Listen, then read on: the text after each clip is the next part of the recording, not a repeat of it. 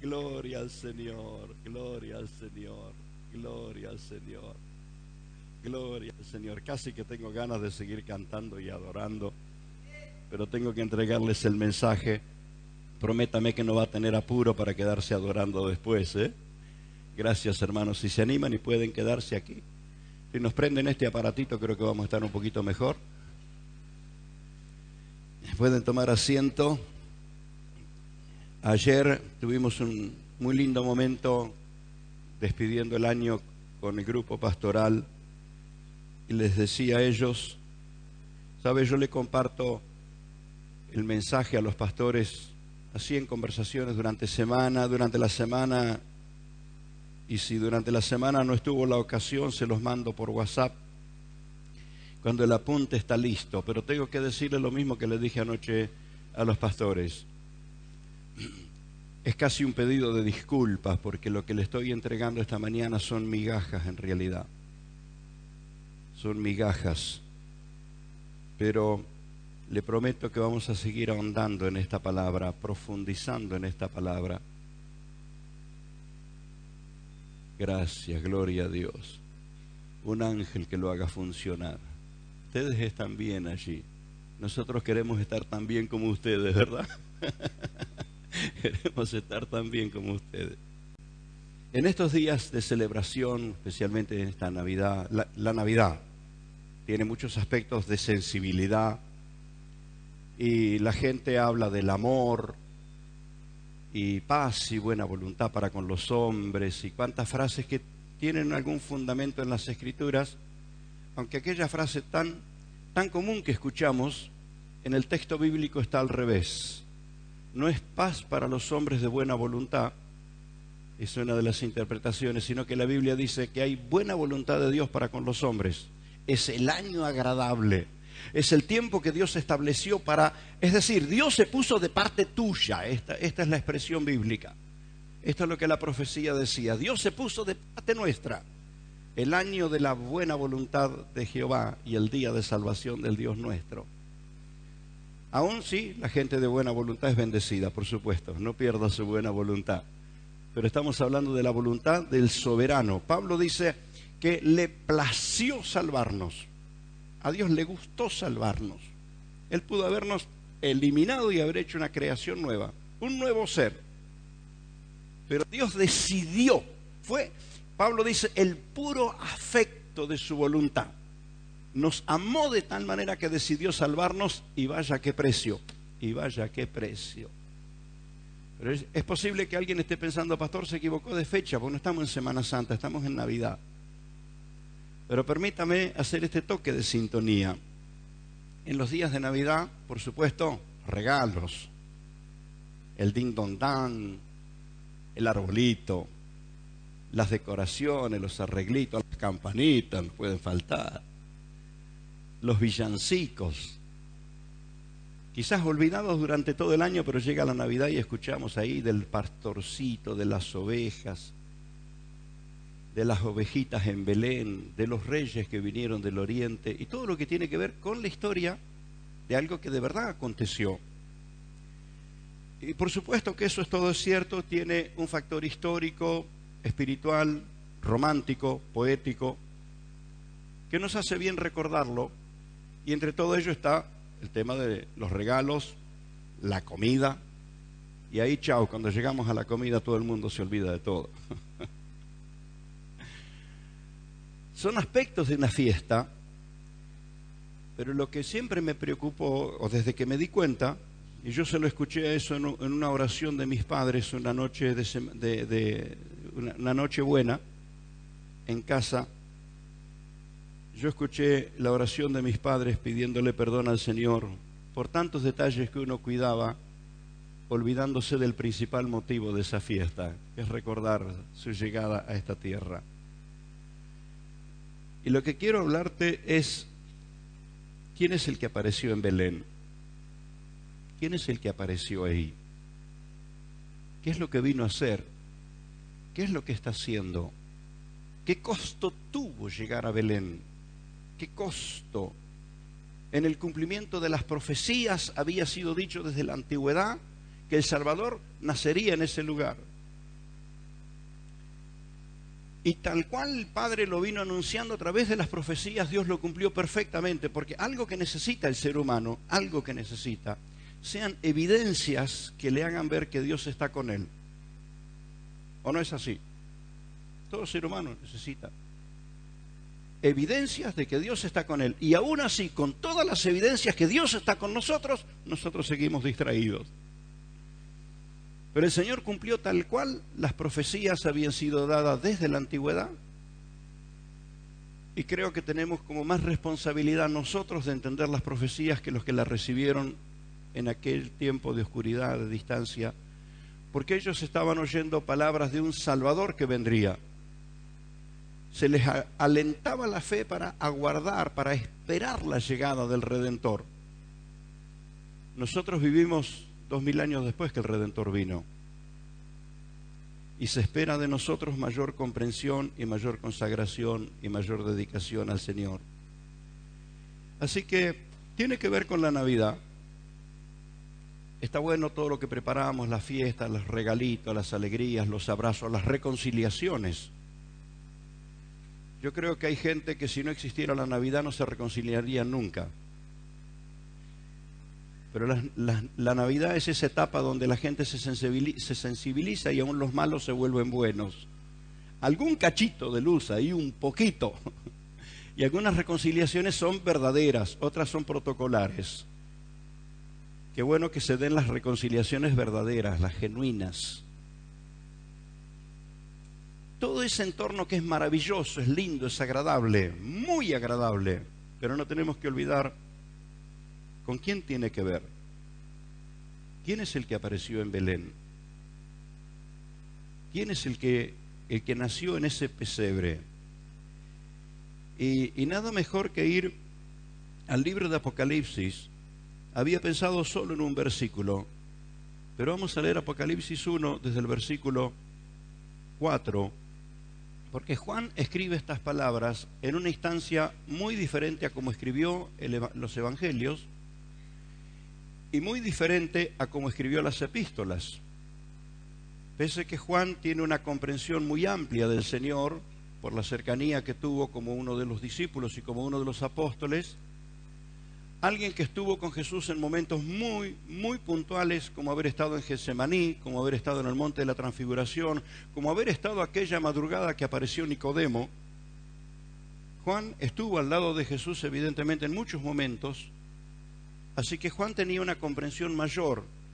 Pero ocurre algo entre que escribe el Evangelio, entre que escribe las epístolas y entre que escribe el Apocalipsis, hay algo que hace a la gran diferencia, que Juan fue invitado a las mansiones celestiales. Y cada vez que leo el Apocalipsis, digo, qué trabajo, pobre Juan, explicar en términos humanos, entendible a lo que nosotros podemos entender, explicar los cielos, explicar las glorias del cielo. Y le decía ayer a los hermanos, estaba tratando de utilizar algunos ejemplos. Voy a usar otro ejemplo esta mañana. Imagínense que nos ponemos a conversar con un astronauta que viajó por el espacio, alguno de los que llegó a la Luna, y bueno, nosotros teníamos la noticia así muy general de que hubo una nave espacial que llegó y hubo hombres que caminaron y que nos quiera explicar todo lo que vio y todo lo que experimentó y cómo era la nave. Y yo que de astronomía no entiendo nada, me costaría un montón entender todos los detalles. Entonces le costaría explicarme algo que es humano, que es terrenal, que es diseño de hombre, aún como hombre no lo entendería. Imagínese lo que es explicar las cosas celestiales mismas. Imagínese explicar lo celestial. Es más, voy a tratar de ser prudente con el tiempo, por eso le dije que lo que le comparto son migajas esta mañana. Todas las escrituras y todo lo que Jesús habló fue dicho en términos entendibles a nosotros. Él tuvo que utilizar nuestro vocabulario y utilizar una forma de comunicar, porque algo de comunicaciones, y por supuesto lo aprendemos del Señor, ese aspecto fundamental de la comunicación, que la comunicación tiene que darse en términos entendibles al oyente. Si la comunicación viene en términos que el oyente no entiende, la comunicación no se va a producir, va a ser ruido nomás. Y el Señor es el maestro en todos los aspectos y por supuesto también es maestro en la comunicación. Él nos habló en términos que nosotros pudiéramos entender. Es más, la Biblia está escrita en términos que pudieran entender los niños. Por eso alguno leyó el inicio de Génesis y le parece que es leyenda. Y lo mira con absoluta superficialidad. Porque hay que entender que fue escrito, fue expresado en palabras entendibles a los niños. Y aún así, con todo el modo de comunicar lo que el Señor tuvo, utilizando palabras entendibles para nosotros, figuras entendibles. El otro día hablábamos con Analía. ¿Cómo es el tema? El Señor es el comandante en jefe, el jefe de los ejércitos, es el novio de la novia, es el hijo del padre. ¿Qué es Él? Y le decía a Analía, son todas expresiones entendibles a nuestra mente. Por eso, para Israel era Jehová de los ejércitos, el comandante en jefe, el general de los ejércitos. Para un guerrero, esa era la manera que el guerrero lo entendía. Es más, si usted mira la letra de los himnos que fueron escritos después de la Primera Guerra Mundial y algunos escritos después de la Segunda Guerra Mundial, muchos de los hombres y mujeres que escribieron los himnos hablan de su capitán, de su comandante. Algunos de ellos que fueron navegantes escriben detalles en los himnos que tuvieron que ver con su experiencia como en la navegación en alta mar, con las tormentas. Es decir, la revelación del cielo nos llega a nosotros en palabras entendibles a nosotros. Pero usted y yo vamos a entender lo mismo esta mañana y es lo que necesito transmitirle. Es muchísimo más de lo que se nos ha dicho. ¿Está? ¿Nos entendemos allí? Es muchísimo más de lo que se nos ha dicho y es muchísimo más de lo que nosotros podemos entender. Claro está cuando Jesús le dice a los discípulos, tengo muchas cosas que decirles, pero ustedes ahora no me las pueden entender. Después de 3 años que estuvieron con Él, los estuvo discipulando, que ellos conocieron a Jesús tan de cerca, Jesús dice, con toda la cercanía que tengo un obstáculo. Hay cosas que les quiero decir, pero ustedes no están en condiciones de entendérmelas ahora. Así que voy a depender de que el Espíritu, cuando el Espíritu venga, Él les va a revelar las cosas que yo ahora no les puedo decir. Jesús había observado muy bien que la capacidad de entender que ellos tenían era limitada. Pero aún con toda nuestra capacidad limitada, tan limitada, el Señor se las arregla igual para hablarnos. El tema que nos arreglemos nosotros para escucharlo. Y Juan tiene la misión de escribir lo que vio en el cielo. Me ha llamado la atención a mí de que no le fue encomendado a Pablo la misión de escribir un libro como Apocalipsis. De pronto, tal vez Pablo habría tenido mayor fluidez de palabra, habría tenido tuvo otro entrenamiento de carácter teológico y otro dominio de las cosas de la historia sagrada. Sin embargo, no le fue comisionado a Pablo, le fue comisionado a Juan. Y me lo imagino a Juan diciendo, ¿cómo digo esto? ¿Cómo lo digo? ¿Cómo hago para que me entiendan? ¿Cómo? Y utilizó una cantidad de terminología muy comprensible a nosotros, lo que no significa que porque se nos haya dicho sencillo, la cosa es pobre. Es muy grande, más de lo que usted puede imaginar. ¿Nos entendemos en esto? Pero no nos vamos a dedicar a hablar de todo lo que Juan vio en el cielo, porque no es Apocalipsis lo que le quiero predicar, sino de la persona de Jesús. ¿Quién es el que apareció en Belén? ¿Quién es? Le puedo decir que la gran mayoría de la gente no tiene problema por entender el niñito Jesús, el niñito Dios. Es más, algunas personas se enternecen hablando del niñito. Y algunos como que toman un muñequito y se lo cargan a upa, como queriendo mimar a Jesús. Porque tiene que ver con la expresión del sentimiento humano. tiene que ver con la expresión de nuestro sentimiento. Y no está nada mal que usted tenga sentimientos genuinos por Jesús. Pero quisiera darle un toque de sintonía. ¿De quién estamos hablando? ¿Del niño indefenso o del Señor de señores? Del Rey de reyes. ¿Quién teniendo toda la autoridad, quien participa con el Padre en la misma creación? ¿Quién es el motivo por el cual Dios el Padre hace la creación? Porque Jesús es el motivo por el cual el Padre hace la creación. Mire de quién estamos hablando. Entonces, ¿cuántas cosas que me conmueven, me impresionan, me impactan? Pero, permítame, voy a entregarle migajas, porque el pan es demasiado grande, pero por favor présteme toda su atención, porque creo que no lograré transmitir todo lo que quiero transmitir esta mañana. Juan, capítulo 1, versículo 4 en Apocalipsis. Juan, a las 7 iglesias que están en Asia, gracia y paz a vosotros, del que es, del que era y el que ha de venir, y de los 7 espíritus que están delante de su trono, y de Jesucristo, el testigo fiel, el primogénito de los muertos, el soberano de los reyes de la tierra, al que nos amó y nos lavó de nuestros pecados con su sangre, y nos hizo reyes y sacerdotes para Dios su Padre. A Él sea gloria e imperio por los siglos de los siglos. Amén. ¿Qué de todas las palabras que leemos aquí no están entre las más familiares de todos nuestros días? Y al referirnos al Señor, esa palabra imperio. Los reyes reinan sobre su reino, pero el imperio gobierna sobre los reinos. ¿Se le va ampliando la idea respecto a Jesús? Su reino es, por eso es Rey de reyes y Señor de señores.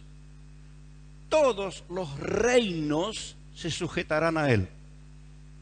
Mire de quién estamos hablando. Mire de quién estamos hablando. Versículo 7 dice: he aquí que viene en las nubes, y todo ojo le verá, y los que le traspasaron y todos los linajes de la tierra harán lamentación por él. Se van a arrepentir de lo que hicieron. Sí y amén.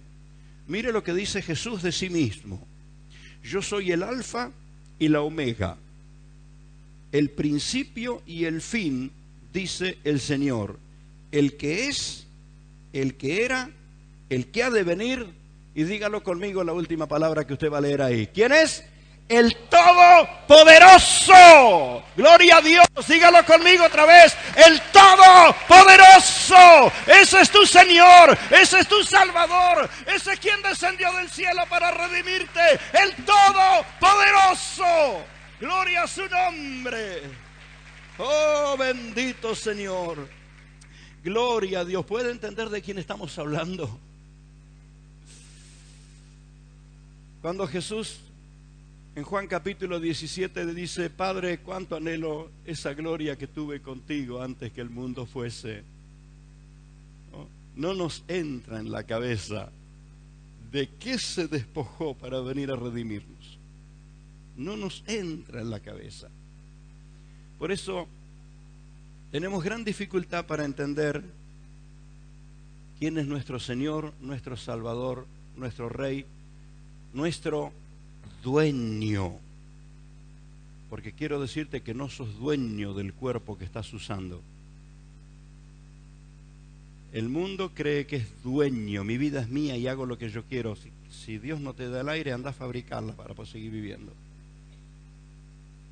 Si el Señor te apagara el sol, anda a fabricar tu propio sol para seguir viviendo. No somos dueño. ¿Puede usted asumir que usted no es dueño de su cuerpo? Ni de su alma, ni de su espíritu. Somos pertenencia absoluta del Señor. Esto tiene tanto que ver con la consagración del creyente, entender quién es Él, de quién estamos hablando. Ahora, para el común de la gente, nadie tiene problema de entender del niñito, el bebé pobrecito. Y le llevamos florcitas al pesebre y hasta alguien le quiere preparar una mamaderita por si tuviera hambre.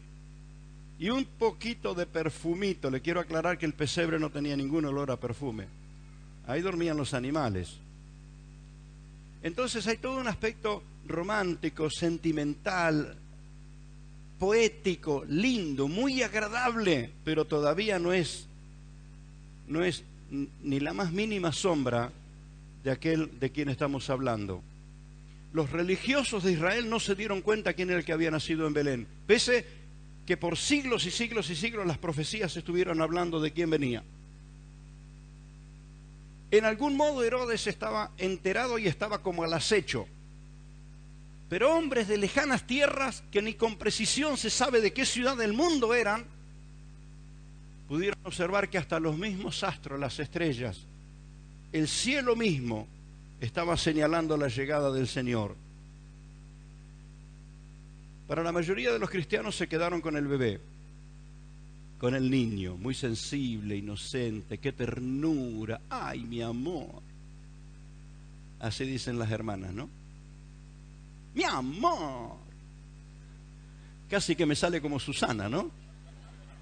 Mi amor. Qué ternurita. Puede ser que esta mañana tu pastor te motive a abrir los ojos. El que llegó allí es el mismo Rey soberano, el que era, el que es. ¿Qué más dice? El que era, el que es y cuando hablamos del que hay, el que ha de venir, ese es el que espero yo. Amén. ¿Cuántos están esperando la venida del Señor? Gloria a Dios. Es más, es con quien voy a estar en la eternidad. Bendito su nombre. Me estoy entusiasmando demasiado y el tiempo no me va a alcanzar. Ustedes se me van a ir y yo voy a quedar con los bancos vacíos. Lo cierto que en todos los tiempos todo tiene que ver con Él. Todo tiene que ver con Él. Porque Él es el motivo por el cual el Padre hizo la creación. Él es la razón por la cual el Padre hizo la creación. Y esa es la razón por la cual el Padre no nos fulminó. Evidentemente el Padre no quiso destruir lo que había hecho para Jesús. Pero todo tiene que ver con Él. Todo, absolutamente todo. Quien tenga un poquitito de entendimiento en su cerebro va a descubrir que todo tiene que ver con Jesús. Todo tiene que ver con el Señor. Porque Él es antes de todo y seguirá siendo después de todo. El alfa, el omega, el principio y el fin. Cuando un profesor tiene que darle fundamento a su cátedra, sea la materia que sea, va a buscar en la historia quién fueron los padres de esa temática, quiénes fueron los fundadores de esa cátedra, cuánta historia tiene, cuánto bien ha hecho al mundo y los proyectos que internacionalmente se tienen, porque se va a seguir utilizando esa práctica, esa temática. Entonces aparecen los nombres de allá, esos nombres que los tuvieron que dibujar porque ni fotografía había en su tiempo, tallados en una roca de pronto. Entonces aparecen las raíces. Cuando hablamos de Jesús, cuando hablamos de la fe, cuando hablamos de nuestra comunión con Dios, ¿está claro quién es el alfa y el omega? Usted quiere darle fundamento a su fe, usted está creyendo en el autor y consumador de la fe. Usted está creyendo en Dios mismo, el soberano, el creador de todo, el que es, el que era y el que ha de venir. Dígalo conmigo, ha de venir. Dígalo fuerte, ha de venir. Tu iglesia te espera, sí, ven Señor, ven. La iglesia le espera. ¿Sabe que ese es el último ruego que leemos en Apocalipsis? La amada le está esperando. Bienaventurados los que aman la venida del Señor y los que están asustados tienen tiempo de resolver las cosas. Ya no tenga más miedo, tenga confianza y seguridad. Amén. Aguardamos la venida del Señor. El que es, el que era, el que ha de venir. Lo que sucedió allí en Belén, con toda la ternura del canto angelical, con los reyes que aparecieron con oro, incienso y mirra, con todo ese entorno maravilloso no es otra cosa que Dios mismo tomando forma de hombre. Y no toma la forma del hombre ya grande con músculos crecidos. Mire, si el Señor hubiera venido acá a ver la forma de quién iba a tomar, y más o menos iba a tomar algunos ahí, muchachos representativos. Pero decidió tomar forma de hombre desde lo más sensible que puede haber en la vida de un ser humano, siendo bebé, niño. Pasó por todas las instancias de la vida del ser humano, porque justamente el que venía a redimir era el ser humano. Es más, pasa como un detalle que pasa de largo, pero para las personas que han tenido situaciones de abandono en su vida, quiero decir que fue el primer impacto emocional que Jesús recibe en el vientre de su madre. El primer impacto emocional que recibe Jesús luego de haber sido engendrado es un ámbito de abandono, de desamparo, porque José se quiere ir. Cuando José se entera que María está embarazada, ¿qué pensó hacer? Encubiertamente, tranquilito, nadie se entere, me voy.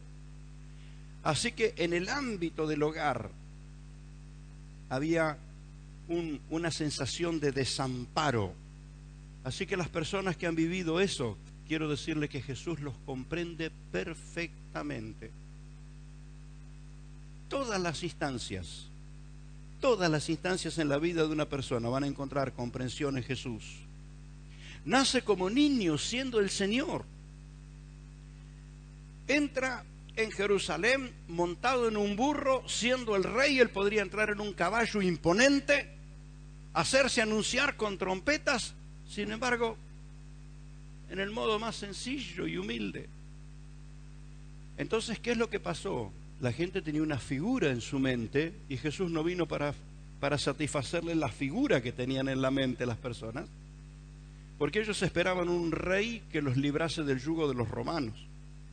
Ellos esperaban un rey que empuñara la espada y fuera al mismo trono del César y le cortara la cabeza. Ellos tenían una idea de la cuestión, pero Jesús no vino a satisfacer las ideas de la humanidad. Jesús vino a redimir y a salvar.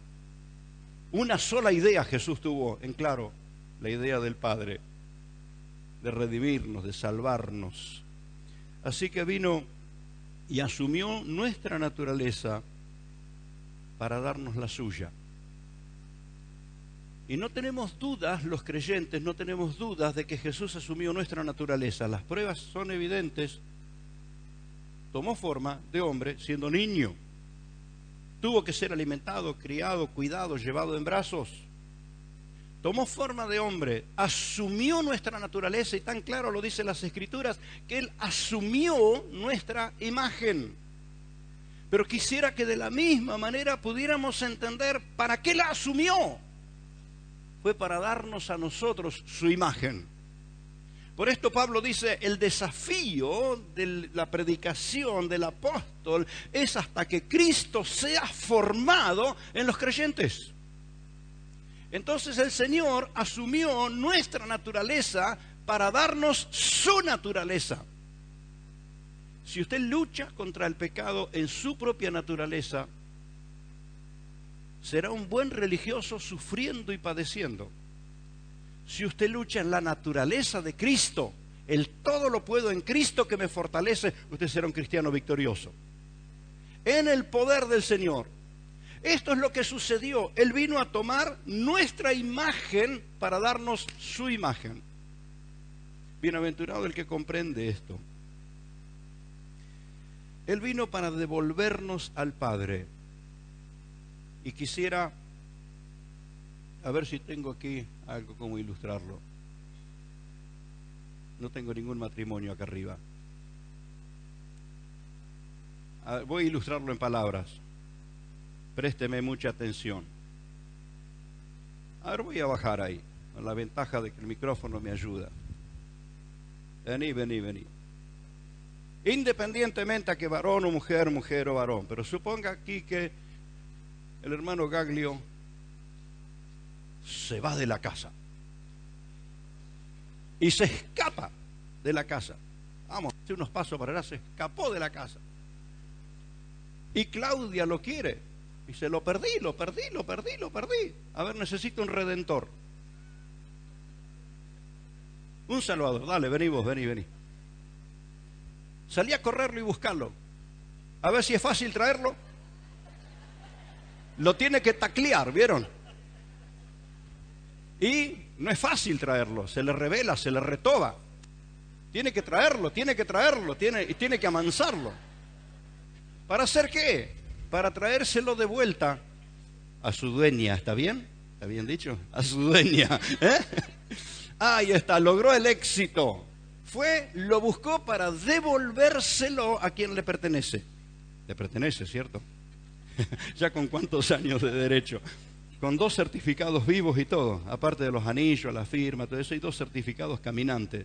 ¿Cierto? ¿Es la dueña o no es la dueña? Ahora, ¿cómo se llama eso de ir a buscar algo y devolver... o alguien, perdón. Ir a buscar a alguien y devolvérselo a quien le pertenece. ¿Cómo se llama eso? ¿Cómo se le llamó a Jesús? ¿Qué es lo que Él vino a hacer? Eso se llama redención. Eso es redención. Tomar lo que se perdió y devolvérselo a quien le pertenece. Esto es lo que Jesús vino a hacer. Por eso no es casual que aparece esta palabra aquí. Vino a devolvernos al Padre. ¿Qué es lo que hace Jesús cuando uno lo acepta como Salvador? Cuando uno le entrega la vida, cuando uno lo recibe en su corazón y Cristo señorea en ti. ¿Con quién entras en comunión? Con Dios el Padre. La obra de Cristo Jesús es redimirnos y ponernos de nuevo en comunión con el Padre, que fue lo que se perdió en el Edén. Bienaventurado el que comprende esto.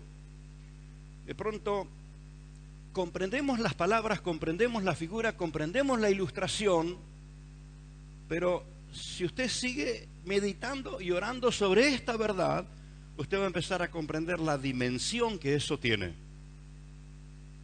Y allí está el aspecto hacia el que tenemos que trabajar. Que lleguemos a comprender la dimensión que eso tiene. Jesús vino a esta tierra como niño, nacido allí en Belén, en el pesebre, para una misión: devolvernos al Padre. ¿Sabes qué quiso hacer contigo cuando te vino y entró en tu corazón?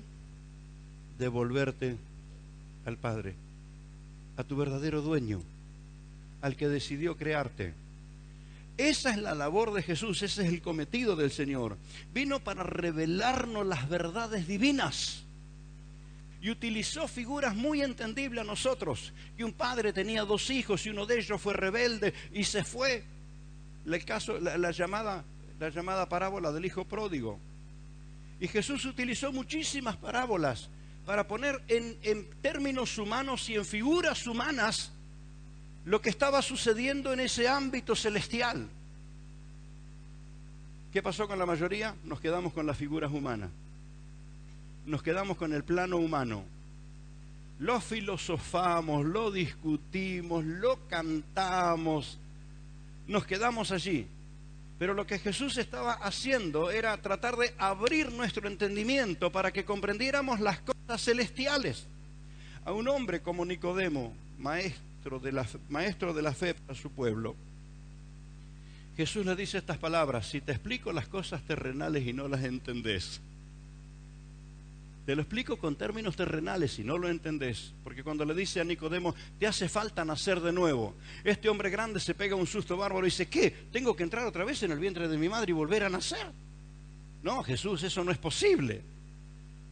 Entonces el Señor le dice, sos maestro de Israel y no entendés que te estoy hablando de términos espirituales. Y si te explico las cosas en términos humanos y no me entendés, ¿qué pasaría si te explico las cosas espirituales mismas? ¿Qué pasaría? Entonces, ¿asumimos nosotros ese lugar que tenemos dificultad para entender las cosas espirituales? Nuestra mente es tan rápida que le quiere dar explicación a todo. Y nuestras emociones son tan rápidas que quieren gobernar los sentimientos. Y nos enganchamos con algunas cosas que son clásicas del ámbito cristiano. Cuando Dios nos está tocando, salimos corriendo a querer dirigirle la vida a todos los demás. Para aprender primero a dejar que Dios dirija la tuya. Primero que Dios, nos convertimos en mensajeros, en profetas, en director de la vida ajena. ¿Que están esos ministerios? Sí están, y gloria a Dios, y son una bendición. Pero cuando se tornan en la moda clásica, ¿y quiere que les diga? Algunas de las personas que dicen de todo lo que oyeron de Dios, a mí me cuesta creérselo. Porque hay una cosa que es evidente. La comunión con Dios te va a llevar a un profundo arrepentimiento. A un profundo arrepentimiento. A una actitud de humildad ante el Todopoderoso. No es que te vas a convertir en jefe de los ejércitos de Dios para dirigirle la vida a los demás. Vas a ser el primer consagrado. Que Dios use nuestras vidas es una honra, hermanos. Y yo quisiera, como decía Pablo, que todos profeticen. Pero que llegue a esa experiencia profunda de transformación primero.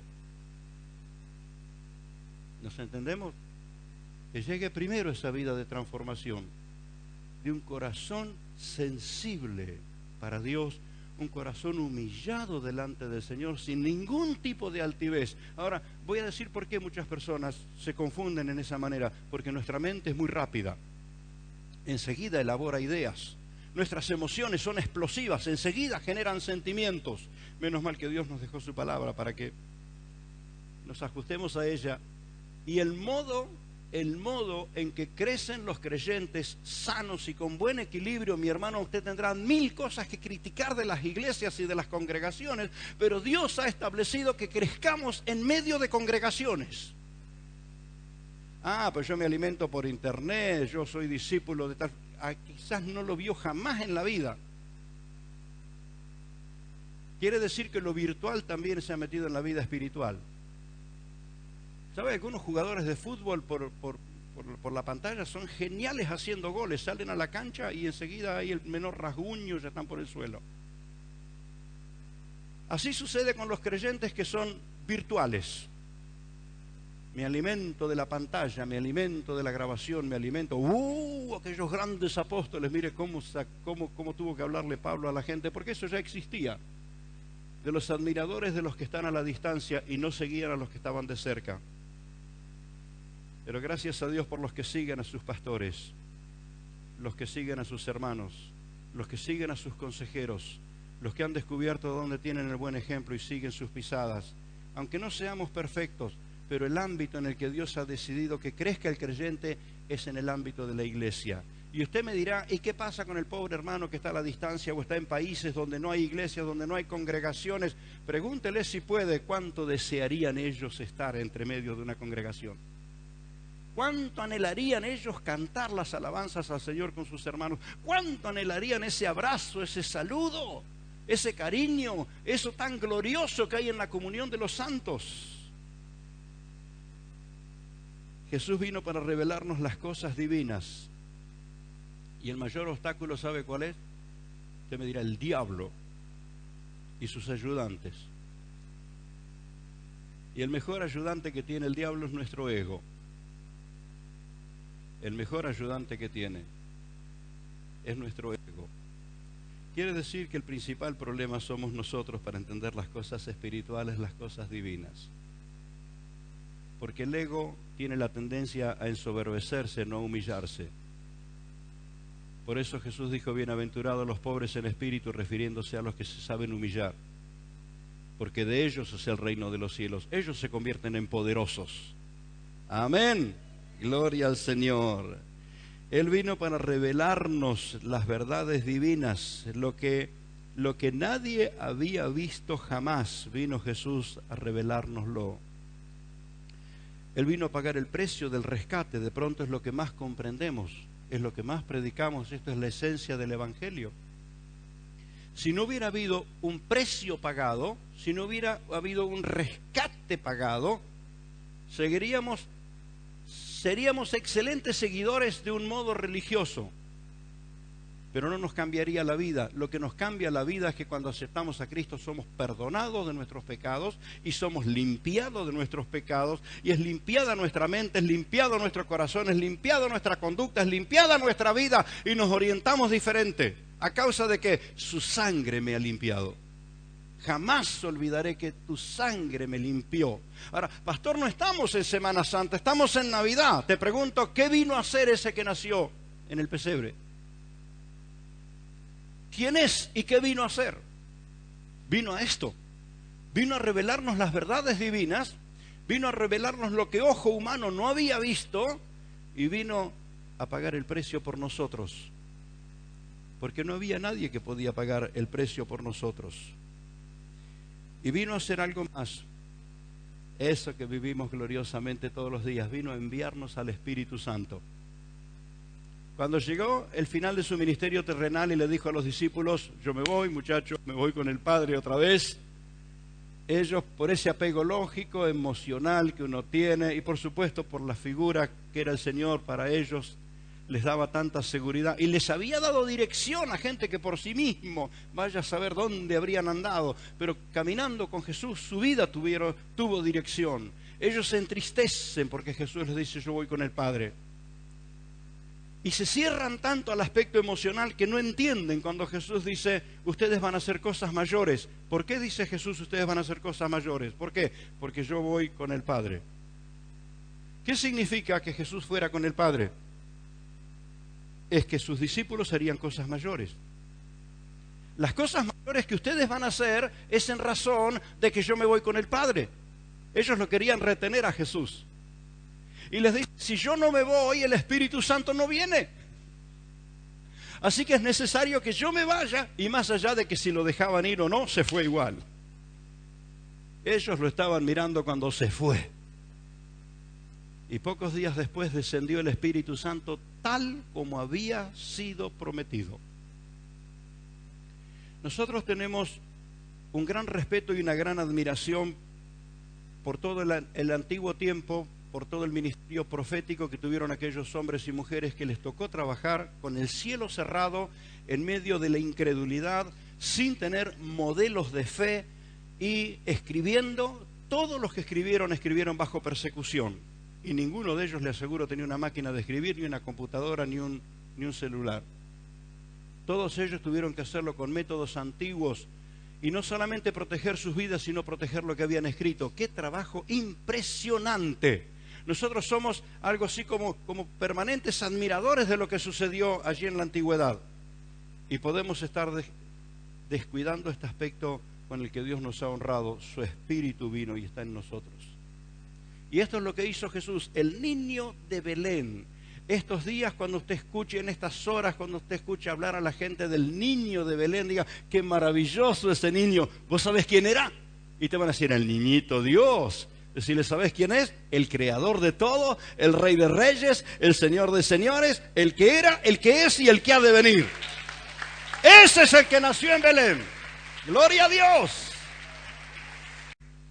Y una de las cosas que vio Juan cuando el Señor lo transportó al cielo, él vio una multitud incontable de toda tribu, nación y lengua, que eran los que Jesús redimió para devolvérselos al Padre. ¿Dónde estaban? Adorando al Padre. ¿Dónde estaban? Adorando, exaltando al soberano y todopoderoso nuestro Dios creador. ¿Por qué? Porque habían sido devueltos por Jesús, el que descendió del cielo para redimir, para salvar. Entonces, este es el aspecto de pronto que más comprendemos nosotros. El precio pagado y su obra, que no es que va a ser un día, ya está en plena ejecución. Es más, un concepto que quisiera dejárselo a modo de inquietud. Es posible que muchos dentro de un rato se olviden de lo que el pastor les dijo. Otros lo van a notar por allí, otros van a recurrir a la grabación, otros les habrá quedado grabado en su espíritu y no se van a olvidar de esto. Quiero decirle, la gloria de Jesús, la que nosotros experimentaremos definitivamente cara a cara viéndolo en las glorias celestiales, ¿esa gloria se originó después o existía de antes? El que era, el que es, el que ha de venir. La soberanía de Jesús, la autoridad, ¿la gloria de Jesús se generó después del Calvario o estaba desde antes? ¿Cuántos pueden decirme estaba desde antes? Estaba desde antes. Eso fue lo que Él dejó para nacer en Belén. Eso fue lo que Él dejó para nacer en Belén. Eso es lo que tiene para vos y para mí, por eso nos vino a buscar. A ver cuántos entienden esto. Esa gloria que Él dejó con el Padre y que la retoma otra vez, esa es la gloria que tiene para compartir contigo y conmigo. Mire, si dijera que al salir de este templo, el Señor Jesús va a estar parado en la puerta, dándole la llave del 0 kilómetro a cada uno, salta del banco y se me va allá para afuera. Pero mira lo que te digo, la gloria que Jesús deja en los cielos para venir a nacer en Belén, esa gloria que retoma de nuevo, esa es la gloria con la que lo vio Juan. Un detalle que es impresionante. Juan, que estuvo tan cerca de Jesús, tan cerca, que mantuvo tanto diálogo con él, quien casi que más lo conocía en su forma de ser, cuando Juan lo ve a Jesús en su gloria, cae como muerto a sus pies. La potencia de la gloria de Jesús, a alguien que él conocía, alguien con quien él había tratado. Esto es lo que Juan dice: si conocimos a Jesús en sus días, en los días de su carne, ya no lo conocemos así. ¿Cómo conoces a Jesús? Bueno, el flaco, el barba que andaba ahí en las calles de Jerusalén, el que entró en el templo y las pateó las mesas y le sacudió con el látigo. Oh, el Jesús que le abrió los ojos al ciego, que le escupió en la cara. El Jesús que desafió a este y al otro. Quiero decirte que todo eso sí es cierto y eso ya pasó. Mi Jesús está en su trono reinando con gloria y majestad, y por medio de su Espíritu reinando en la iglesia y en los creyentes. Entonces quiero animarte a que te actualices. Muchos de ustedes van a comenzar a observar que la gloria a la que Jesús nos lleva pronto existía antes de que Él descendiera del cielo. No tenemos dificultad en entender la gloria hacia el futuro, pero nos cuesta entender la gloria como procedencia, como origen, como inicio. El que era, el que es, el que ha de venir. No hay tiempo entendible de eternidad a eternidad en la mente del hombre. No existe tiempo con el cual Jesús no tenga algo que ver. Y cuando nos referimos a la eternidad, lo que no tiene límite de tiempo, la eternidad, todo tiene que ver con Él. Ese es tu Señor, ese es mi Señor, a quien le damos gloria. Él nunca dejó de ser quien es. Aun cuando vino como niño, no dejó de ser quien es. Y el Señor nunca dejó de hacer lo que vino a hacer. ¿Qué vino a hacer? Redimir, salvar, restaurar, tomar las vidas, limpiarlas con su sangre y restituirlas a la comunión con Dios el Padre. Bienaventurados los que experimentan esa gloria cuando adoran. Padre, solo a ti te rindo mi vida y todo mi ser. ¿Se da cuenta? Usted no podría tener comunión con el Padre sin la obra de Cristo Jesús. Él vino a hacer eso, Él vino a hacer eso. Él nunca dejó de hacer lo que vino a hacer. Es más, nunca tuvo límites, ni los tendrá jamás. Ese pequeño, indefenso e inocente niño de Belén, mira quién era. Mira quién era. Mira quién era. Le pasó por las narices a todos los ejércitos de la tierra. Los religiosos se cerraron y lo persiguieron, pero los reyes de la tierra percibieron eso y salieron a buscarlo, no para rendirse, sino para destruirlo. Por eso la matanza de los niños en Belén. Herodes se lanza al ataque para destruir. A un niño inocente no te da vergüenza, recién nacido, no te da vergüenza.